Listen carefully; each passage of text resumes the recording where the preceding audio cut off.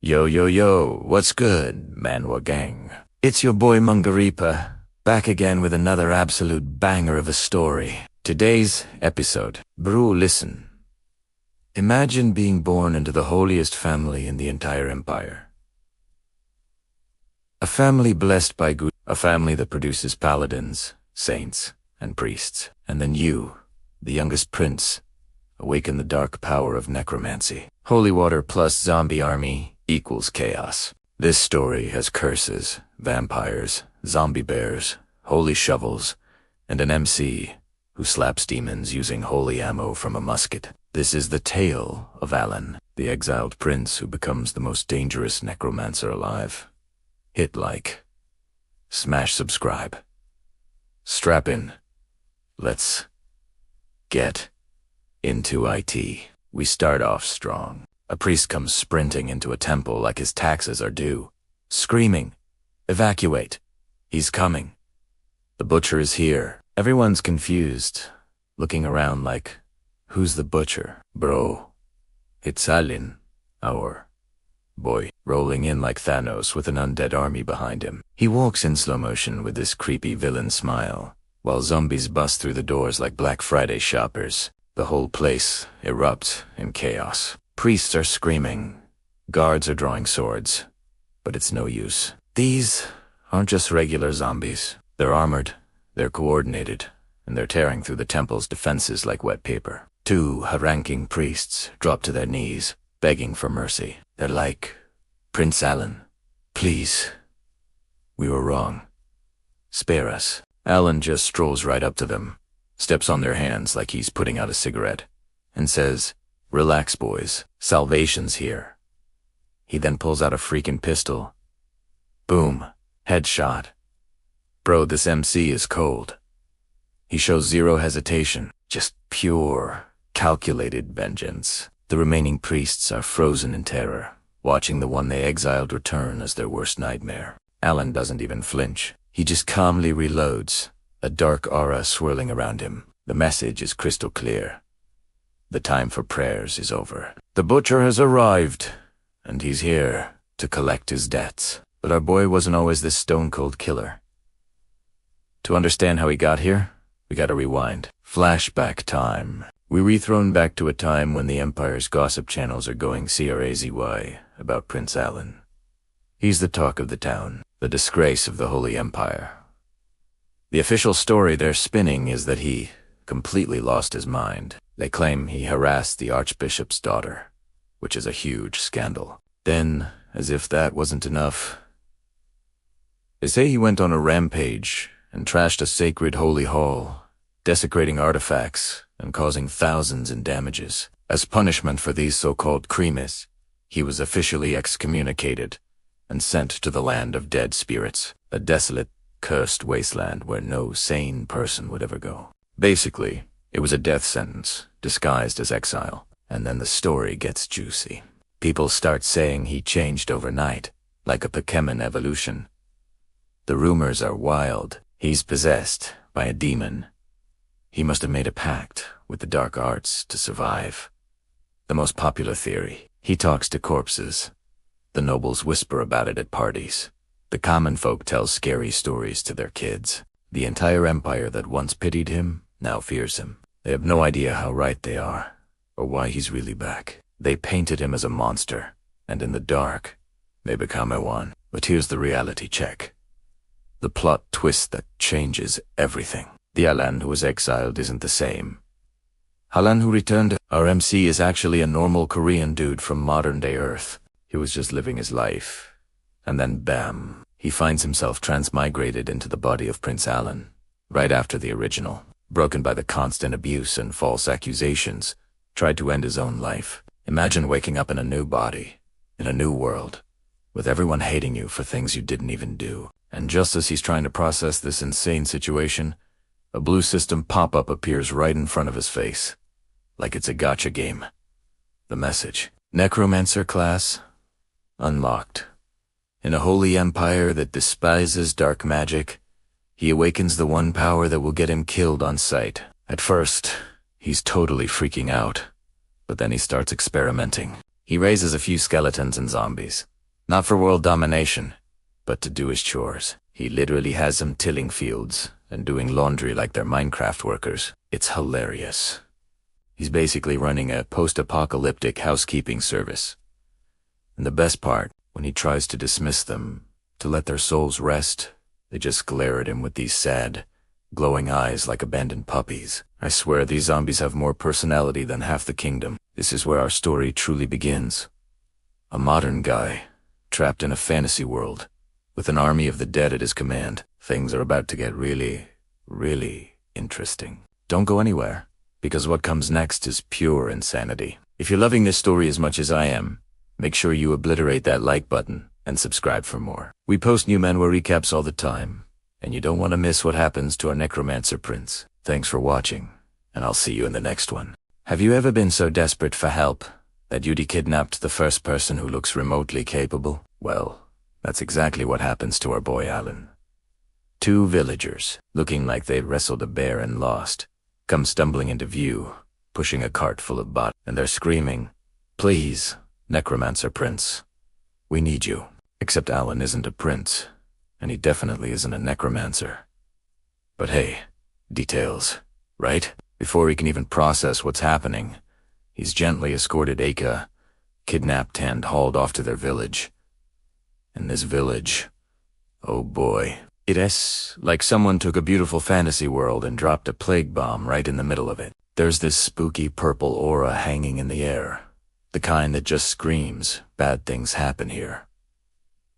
The sewers are making noises that sound suspiciously like they're trying to whisper ancient curses, and the whole place just has this vibe of pure, unadulterated regret. It's the kind of place you visit in a nightmare and wake up sweating. So, Alan's standing there, probably rethinking all his life choices, when the ground starts to shake. And then, bursting out of the earth, like horrifying, furry popcorn, are zombie rats.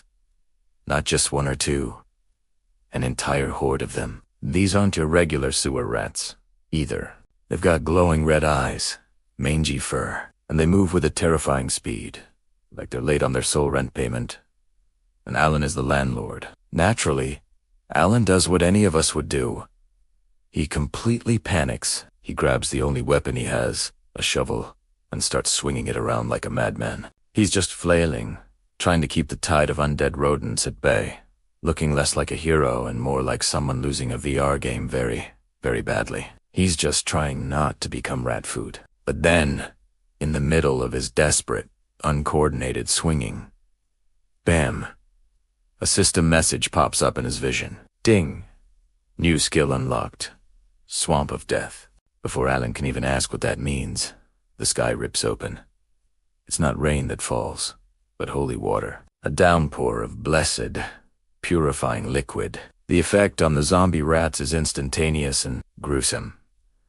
They start melting, dissolving into puddles of goo-like cheese left in a microwave for too long. It's a grotesque, yet surprisingly effective, solution to his rat problem. The villagers, who were probably expecting to be the main course, are now staring at Alan with wide, worshipful eyes. They start shouting, "A divine savior.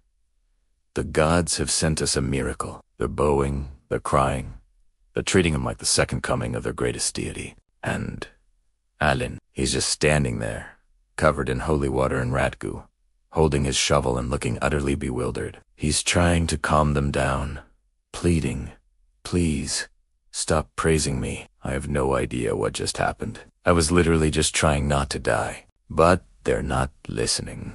In their eyes, this accidental hero just single-handedly saved their entire village from a plague of zombie rats.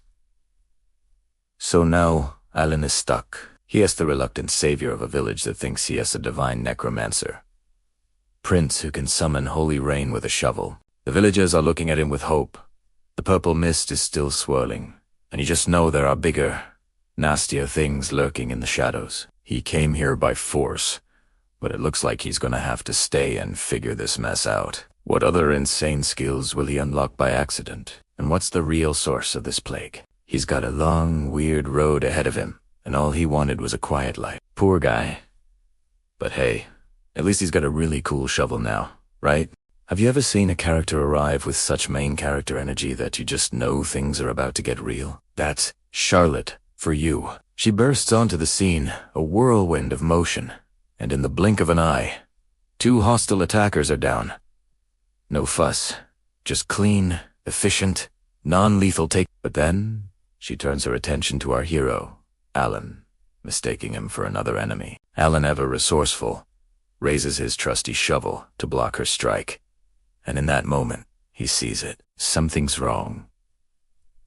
Charlotte isn't fully herself. She's partially affected by the plague, caught in a terrible state between human and corrupted. So, what does Alan do? He does the most Alan thing imaginable. Instead of fighting back, he carefully scoops her up and lowers her into a basin of holy water. There's a shocked yell from Charlotte, a flash of light, and then silence.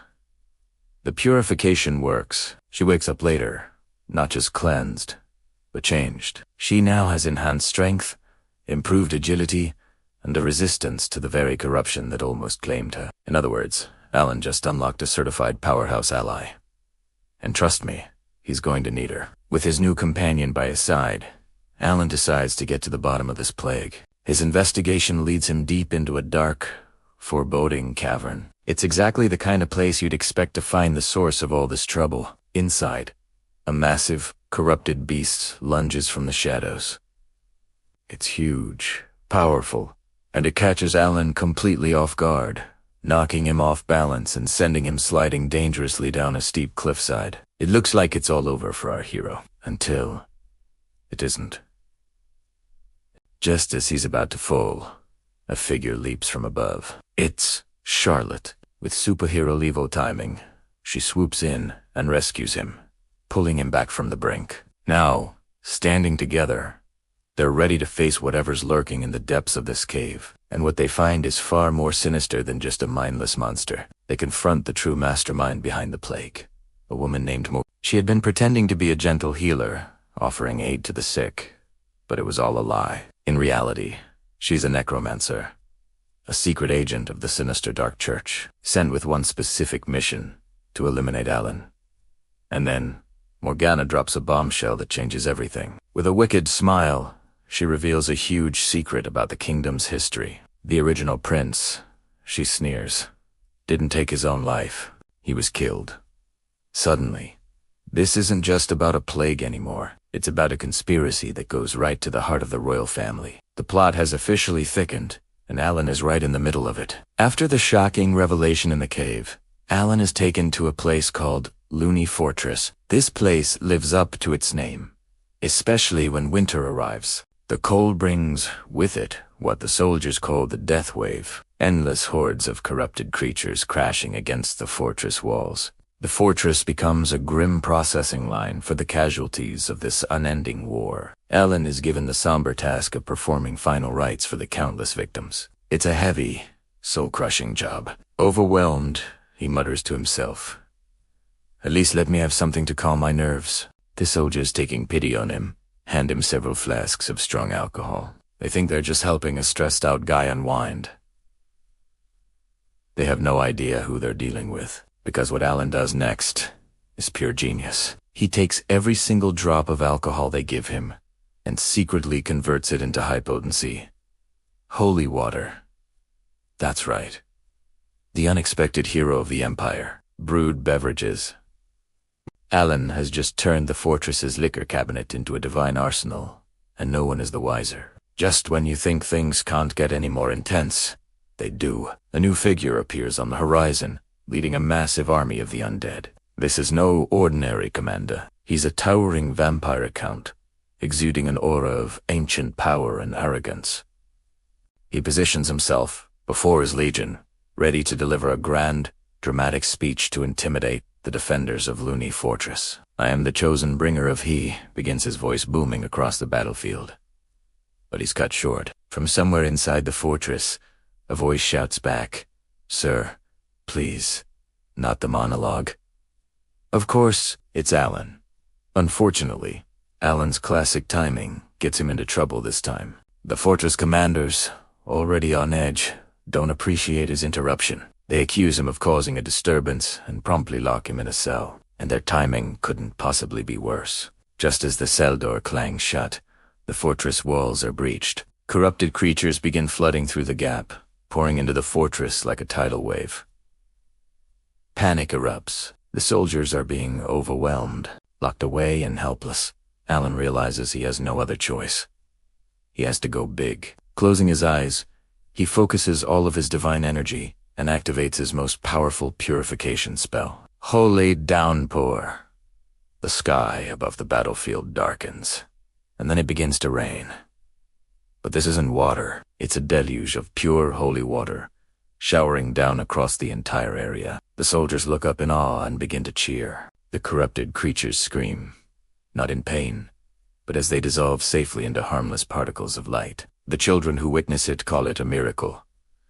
And Alan, he just sighs, thinking, I'm just trying to help. The Holy Downpour spell worked wonders on the smaller fries. But the vampire count is a different story. He's still standing, protected by a tough, shimmering magical barrier.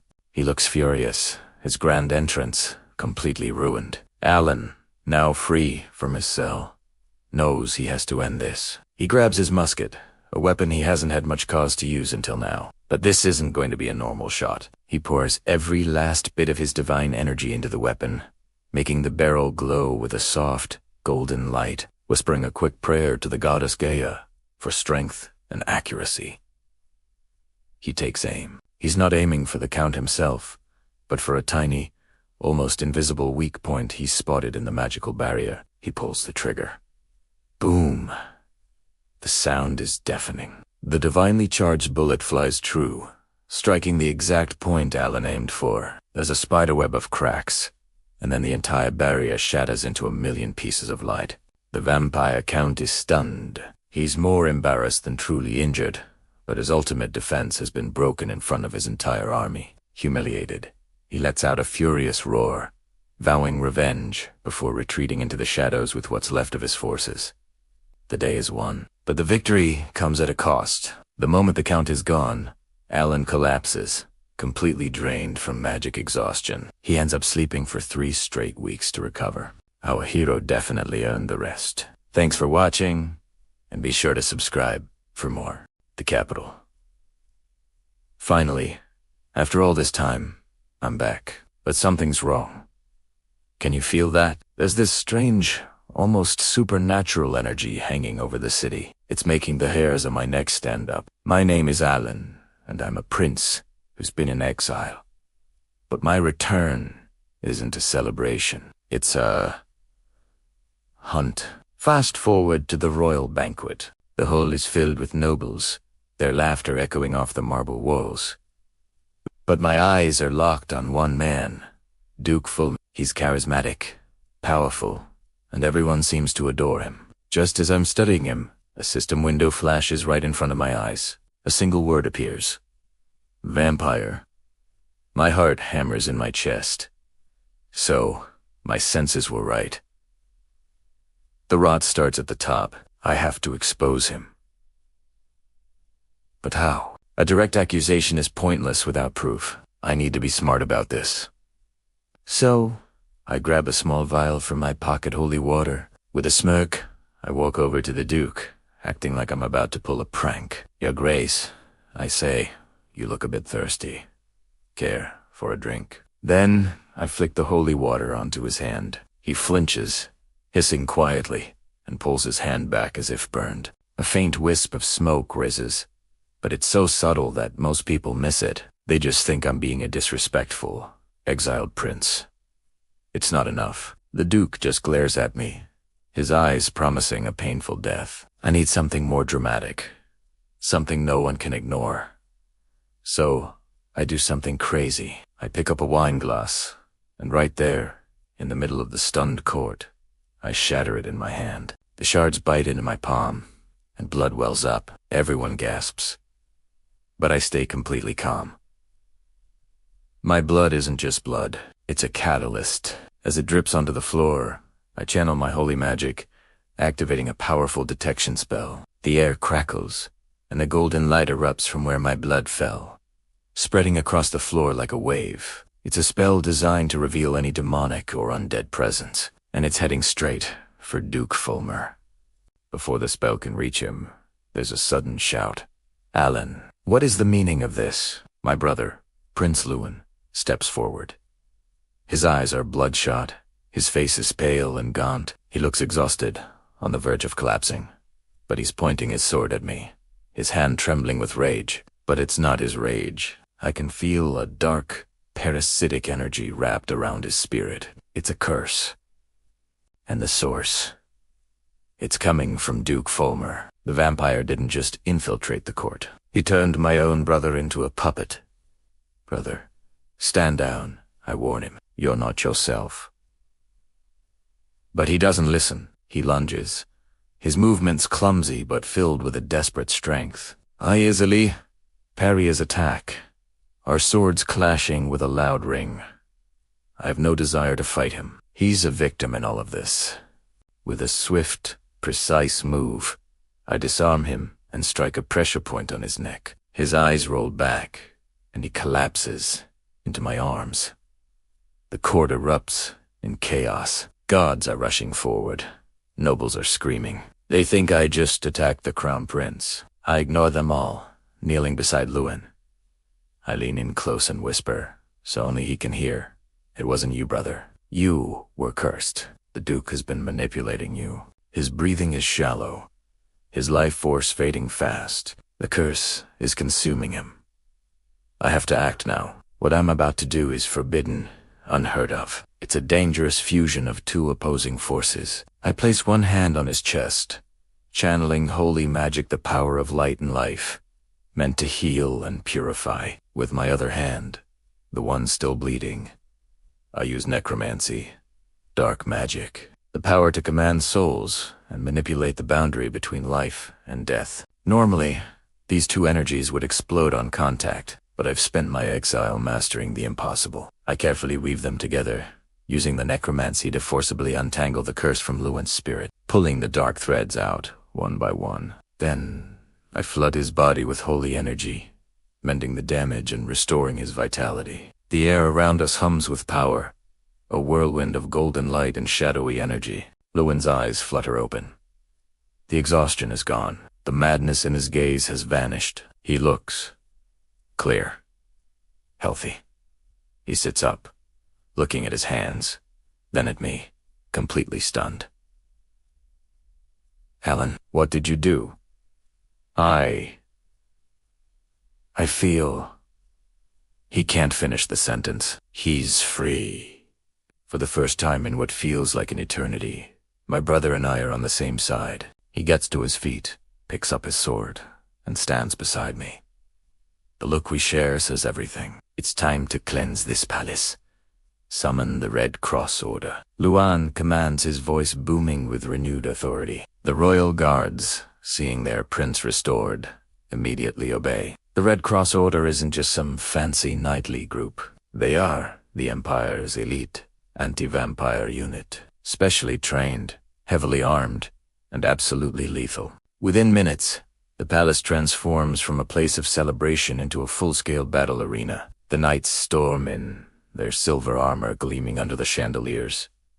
Panic erupts as they begin identifying and engaging other vampires hidden among the nobility. Spells fly, swords clash, and the once elegant banquet hall becomes a war zone. Amidst the chaos, Duke Fulmo makes a run for it. It transforms his charming facade, melting away to reveal a monstrous, bat-like creature. He smashes through a stained glass window, intending to escape into the night. But he doesn't get far.